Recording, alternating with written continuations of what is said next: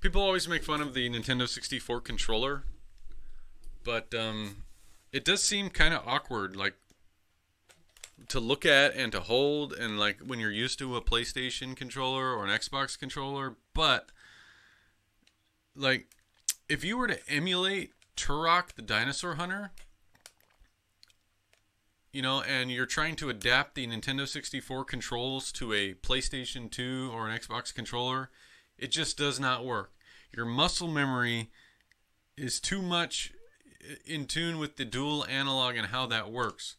However, going back to the Nintendo 64 controller and holding the real deal in your hand, or, it's a third party controller, but you know what I mean, it's the same thing.